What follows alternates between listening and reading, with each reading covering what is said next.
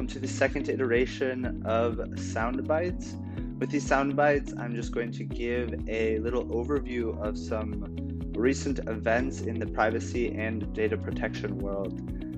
First, my name is Stephen Ragan. I am the Principal Privacy Consultant and SME on data protection and privacy at Ragan. I talked a bit about Schrems II, the really important case that came out of the Court of Justice for the European Union last July. I spoke a bit about the California Privacy Rights Act that was enacted and made into legislation in California. They voted on that in November, and so that will be coming into enforcement at the beginning of 2023.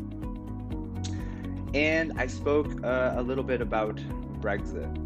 And so two of these issues will play a major role in what I'm going to talk a bit about today.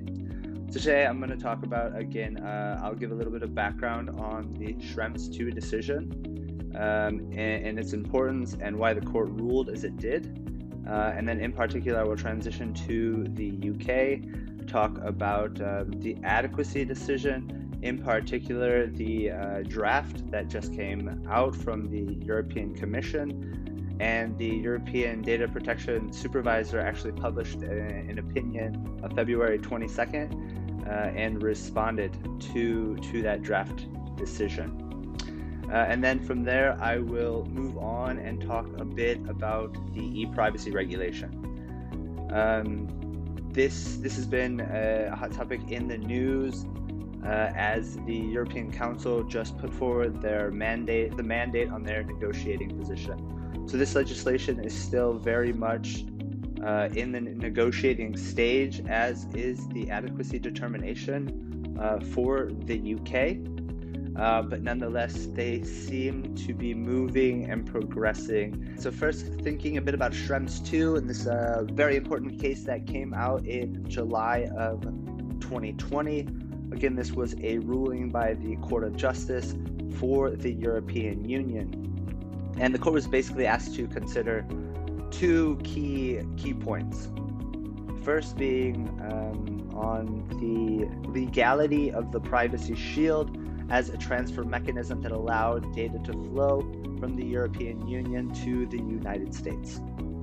This was one key area, and then the second area was on the validity of standard contractual clauses as a mechanism for the transfer of data to third countries that did not have an adequacy determination. So on this first point, the Privacy Shield, the Court of Justice for the European Union annulled it and said it was illegal, and basically it did not afford the proper level of protection for European citizens. The language used is this essential equivalency and a failure for this Privacy Shield to enact essentially equivalent protections for personal data as that in Europe. So this was a big bombshell decision. Many companies were left scrambling in the aftermath of this decision. And basically, the court ruled as it did for a couple of reasons. One is the prevalence of the surveillance apparatus in the United States, in particular the capacity for the government to compel personal information, to compel organizations to turn over personal information without proper minimization standards, as they are data minimization standards as they are in the GDPR, as well as the lack of legal redress for European people and European citizens complaining of violation rights. On that second point, standard contractual clauses, the court said these were valid as a way to impose these additional safeguards, raising the level of protection to that essentially equivalent to the European Union.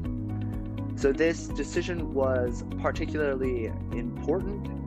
The Privacy Shield had served as a form of adequacy in some sense that raised this level of protection in America by these organizations who abided by the privacy shield to that level that was essentially equivalent to that in Europe. At least that's what the European Commission, the European Council, and those parties that had been a part of this negotiation thought. So the decision by the Court of Justice was kind of a slap in the face, and it's a bit embarrassing, for lack of a better word. And this whole adequacy issue is really important and playing out right now, particularly in the context of Brexit and the negotiations ongoing between Europe and the UK. Now, the free flow of data has formed a real thorn in the negotiation proceedings. In fact, all of last year was the transition period between the UK leaving the European Union and the end of the year. And then it was supposed to be, the split was supposed to be there, it was supposed to be done and dusted. Well, that did not really prove to be the situation.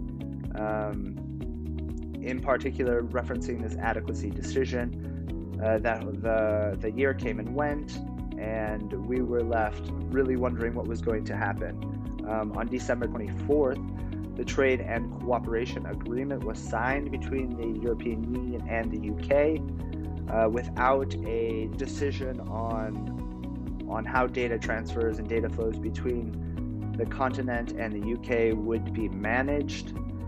In that Trade and Cooperation Agreement, basically the EU and the UK delayed deciding anything foundational, setting anything in stone, and they created a further transitional period of 4 months and up to 6 months.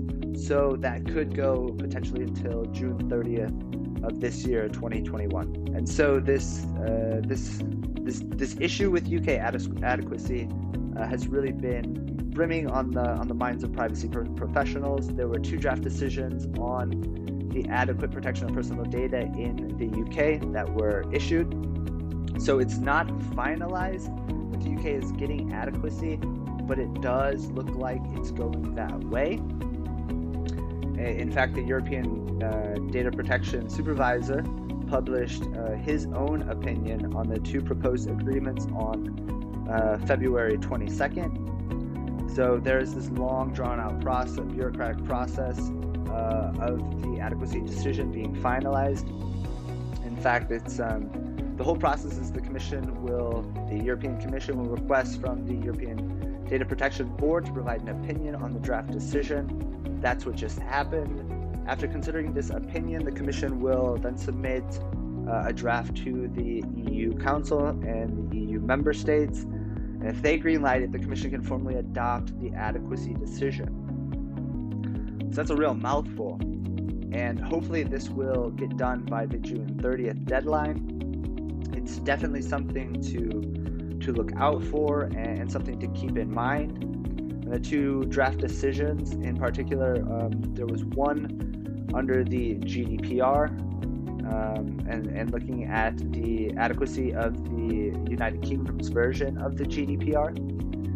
The real concern with this is that now that the UK has left the European Union, they are free to have their laws develop as they see fit. And so the real concern in Europe was about a potential divergence between the EU's GDPR and the UK's GDPR. So in the draft decision, there was actually a timeline or a period that if the UK gets inadequacy determination, it will be good for 4 years, and then the agreement will be reviewed. Whereas in the 12 other adequate countries, there is no such revision or looking back at the agreement. And then the second draft decision concerned the Law Enforcement Directive. This concerns issues with surveillance practices in the UK, and in particular, one concern that has definitely been highlighted is the potential for transfers of data from the European Union to the United Kingdom, and then from there on to the United States, as there is a agreement of intelligence sharing between the United States and the UK. So that's kind of formed the situation for this UK adequacy draft. Again, nothing is finalized, but it does look like the UK is going to get an adequacy determination, meaning that data can flow freely between Europe and the European Economic Area and the United Kingdom without organizations having to impose any of those additional safeguards, like standard contractual clauses. So it is a promising development. Definitely happy to see things moving in this area. Again, hopefully it will all be done by June 30th. I have read the opinion of the European Data Protection Supervisor, and it was not glowingly in favor of the draft. So, the Commission will take that opinion into account, and will either do something or they won't do something.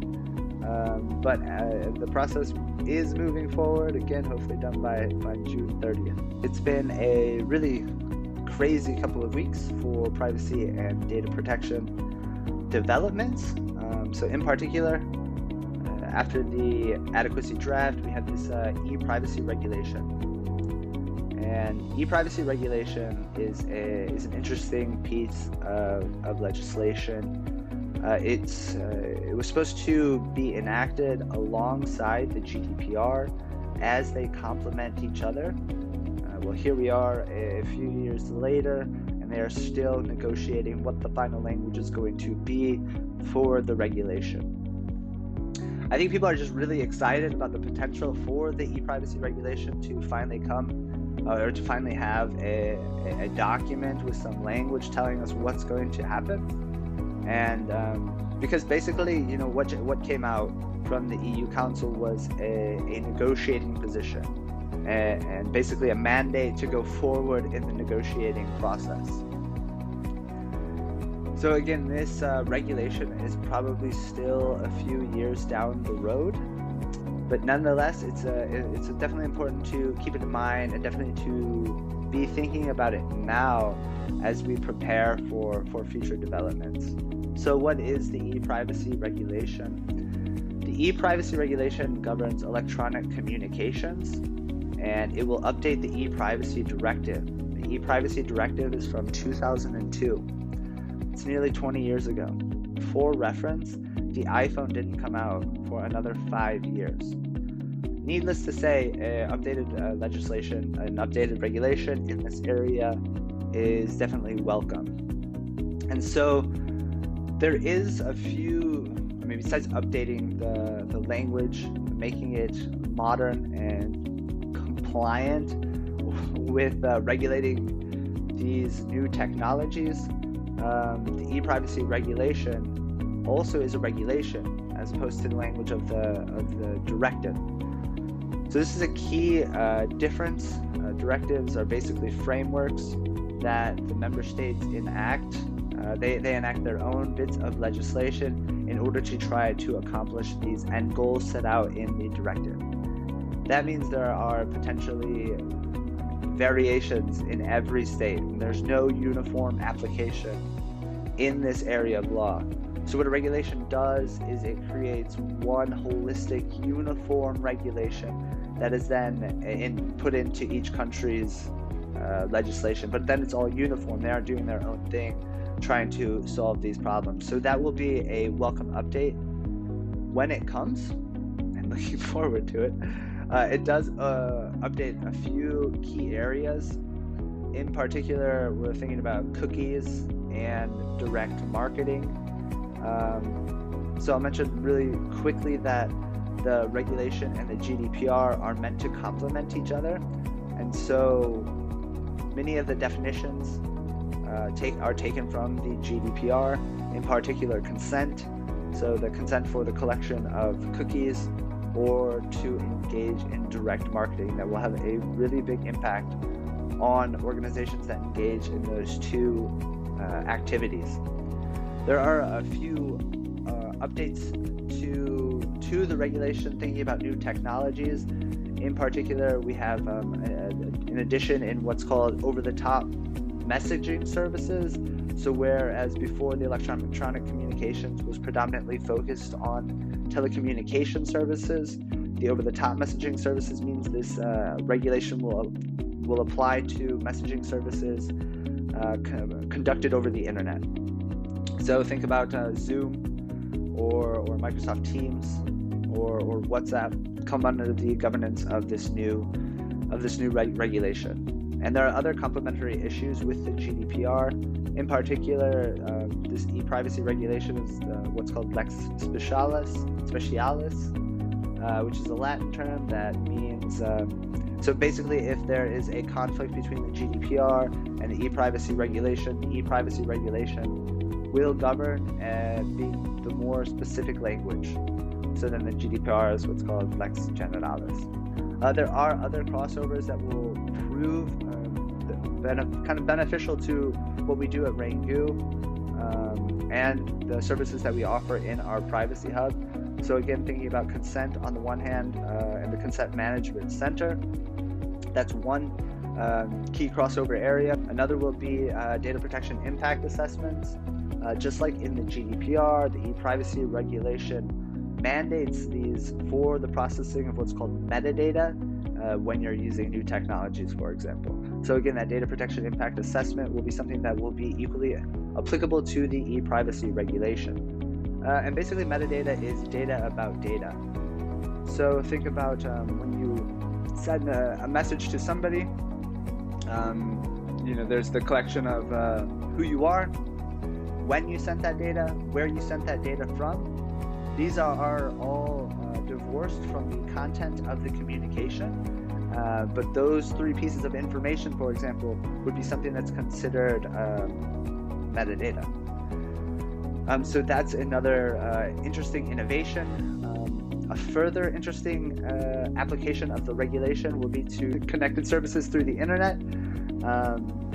So machine-to-machine communications will also be regulated under this new regulation.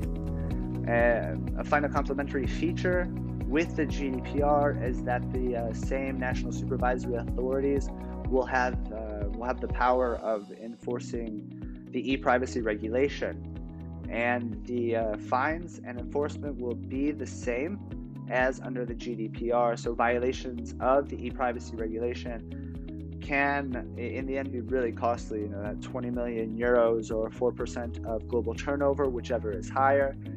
These really set some high-end ranges for potential fines, and organizations will definitely rather incur the cost of complying with the legislation as opposed to paying fines and suffering damage to brands, in essence, by not being a trustworthy organization that values and protects privacy and the privacy of people here in Europe. So the last point, when will it come into effect? There are a lot of bureaucratic stages to go in this as well.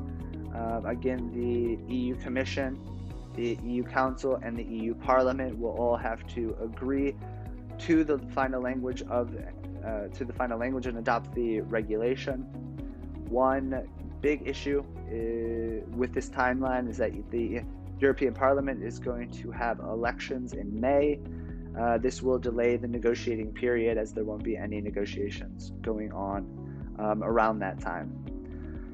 So going through those bureaucratic hurdles will definitely take some time, and then once it is officially put in the official journal, it will come into effect 20 days and 2 years after that. So it is not something that's right on the cusp of something that has to be done right now, but nonetheless, it's definitely something to think about and prepare for the upcoming period.